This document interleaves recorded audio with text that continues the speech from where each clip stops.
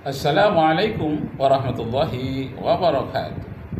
Nashkurullah syukran katsira bi kharatil hamdalah ala hidayati wa taufiqi alladhi nahnu na'isu biha wa nusalli wa nusallimu ala sayyidina Muhammadin ala juhdihi wa bazlihi li tablighi syara'illah hidayatan lana amma ba'd. Bapak Ibu saudara-saudara sekalian, kita bahas tentang tangan, kaki tangan. Ada kisah yang lucu di Malaysia. Teman yang kuliah ngambil S3 sama dengan saya di University Malaya. Dia mengatakan kepada saya, Mr. Rakib, permisi saya mau buang air besar itu di perkantoran di Malaysia ini. Saya katakan silakan. Karena orang Indonesia juga, ya silakan Pak. Lalu dia pergi. Hanya beberapa menit dia pergi, balik lagi. Bapak kan dosen, bisa komunikasi juga dalam bahasa Inggris. Tapi kenapa Bapak balik lagi? Iya katanya, karena di depan WC itu, rest area, itu ditulis hanya untuk kaki tangan pejabat. Nah, karena untuk kaki tangan, maka saya hanya mencuci kaki dan mencuci tangan. Tidak jadi buang air besar, tidak jadi. Hanya untuk kaki tangan. Nah, inilah terlalu harfiah teman saya ini. Mentang-mentang ditulis itu hanya untuk kaki tangan pejabat, disangkanya tangan yang ini, kaki yang ini. Padahal maksudnya kaki tangan di Malaysia itu, kaki tangan pejabat, itu maksudnya pegawai khusus di kantor itu atau pejabat itu kantor. Jadi khusus untuk pegawai, itulah kalau bahasa Indonesianya. Nah, inilah akibatnya kalau tidak tahu konteksnya, tidak mengerti dengan kiasan kata-kata kaki tangan. Jadi kata-kata kaki tangan pejabat itu kiasan untuk para pegawai tempatan. Nah, begitu juga dengan Allah Subhanahu wa taala. Tangan Allah sekarang sedang bekerja. Bagaimana Israel itu diruntuhkan, bagaimana Palestina dinaikkan, tangan Allah sedang bekerja. Bukan berarti tangan Allah sedang begini-begini, tidak. Tangan di situ artinya kekuasaan Allah. Nah, jadi tangan itu adalah kalimat majazi, yadullahu fawqa aydihim. Kekuasaan Allah berada di atas kekuasaan mereka, dilambangkan dengan tangan sebagai kiasan. Fa'tabiru ya ulil absar, ambil pelajaran, diiktibarkan, dikiaskanlah, hei orang-orang yang punya otak, kecuali kita tidak punya otak. Kaki tangan, Masya Allah. Salah satu kelompok ahlul bidah. Kami tidak mengatakan beliau seorang musyabihah, ya, tetapi hanya ingin kami jelaskan. Dari dulu di Islam itu ada kelompok orang-orang yang menyerupakan Allah dengan makhluknya, dan ini harus kita hindari.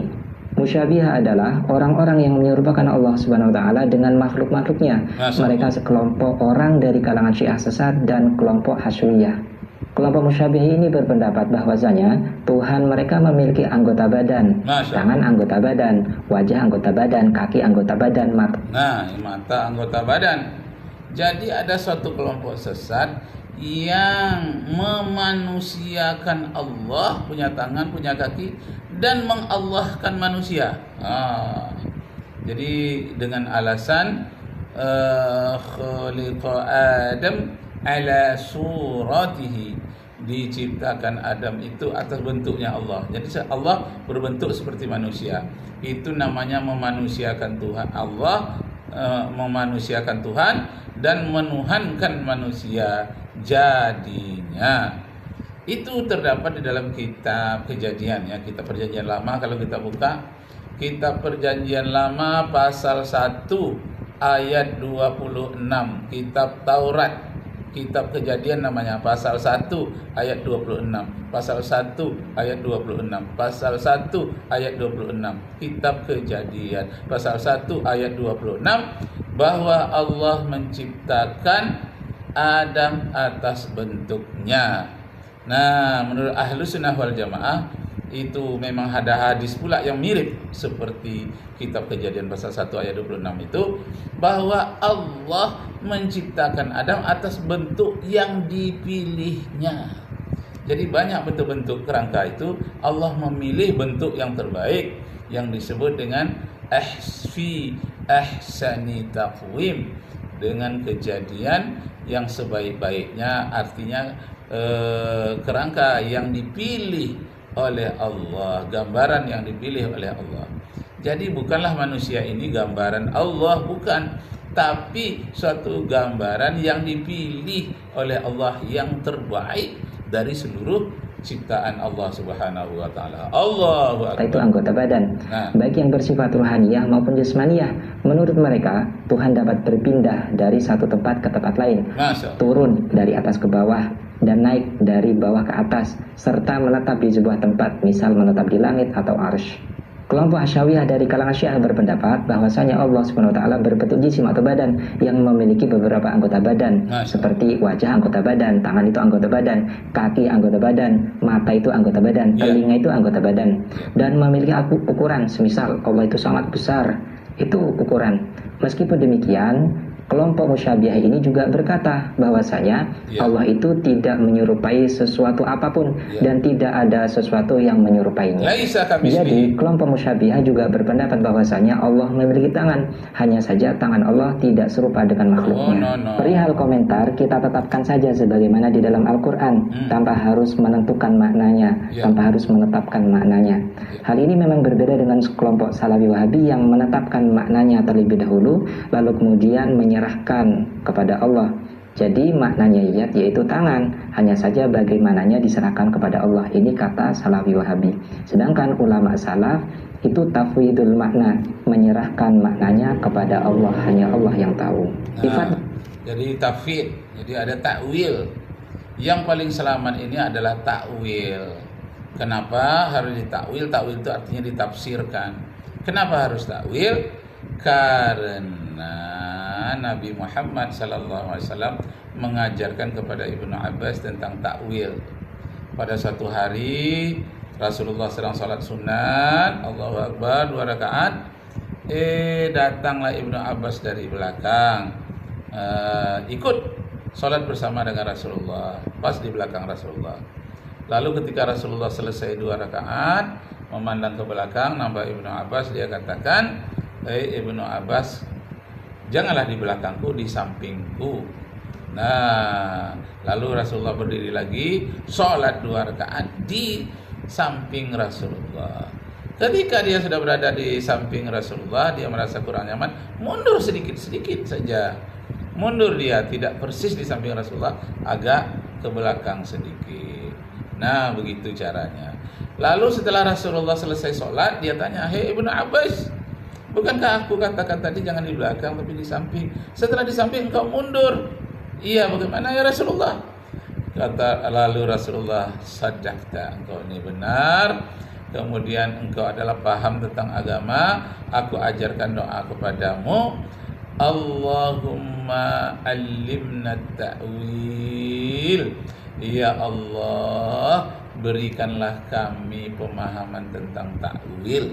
Nah, jadi tafsir ini menggunakan akal. Jangan hanya menggunakan harfiah saja. Tidak ada takwil sedikit pun.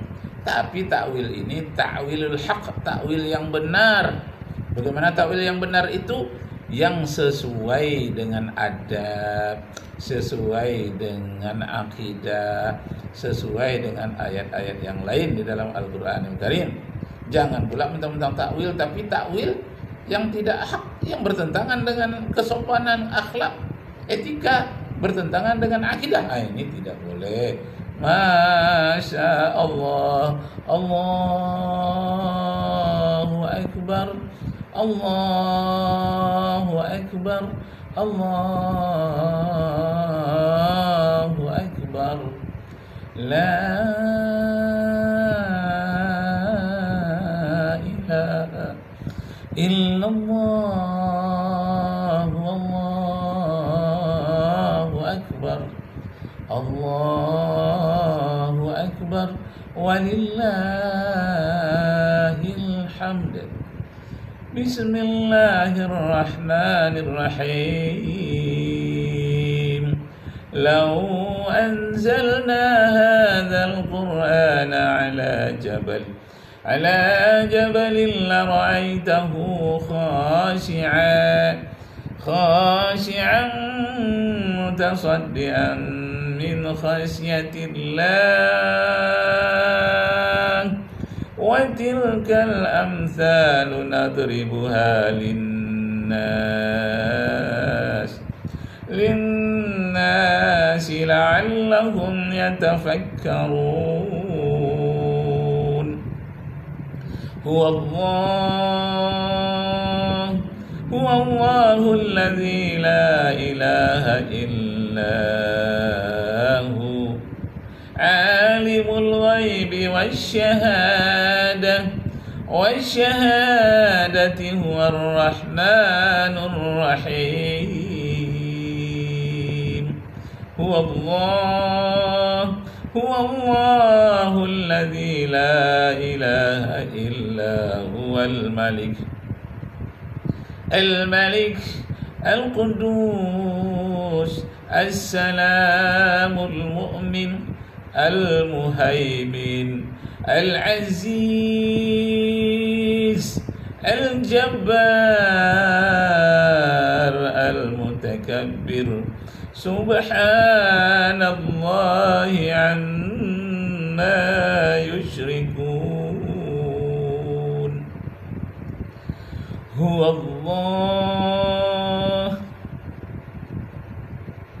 Huwallahul khaliqul bari'ul musawwir lahul asmaul husna yusabbihu lahu ma fis samawati wal ardh wa huwal azizul hakim. Sadaqallahul azim. Masya Allah. Jadi pertikaian perselisihan yang kecil-kecil ini hendaklah kita bebaskan. Karena kita satu guru, kita mencari maqasid syariah. Bukan kita terjebak di dalam kulit-kulitnya, tapi kita ambil intinya yang disebut dengan maqasid syariah. Yad bagi Allah itu bukan tangan, bukan anggota badan, bukan anggota tubuh, bukan sesuatu yang memiliki fisik, bukan sesuatu yang tersusun dari bagian-bagian, bukan sesuatu yang memiliki ukuran. Sesungguhnya Allah Maha Suci dari itu. La bima'nal udwi wal jarihati wal jismiyati wal ba'diyati wal kammiyati ta'alallahu an dzalik. Semoga bagi kita semuanya bisa menambah ilmu pengetahuan. Tidak ada menyudutkan kelompok manapun, tapi yang ada adalah belajar menimba ilmu dari kelompok manapun, dari siapapun, selagi itu merupakan ilmu-ilmu yang bermanfaat bagi kita.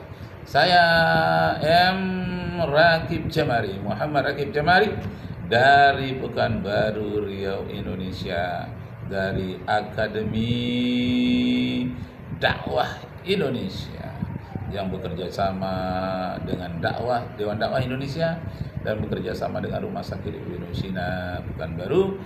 Arju minkum afwan in wajadtum fiha khata'at. Saya mohon maaf kepada anda sekalian jika terdapat padaku suatu kesalahan.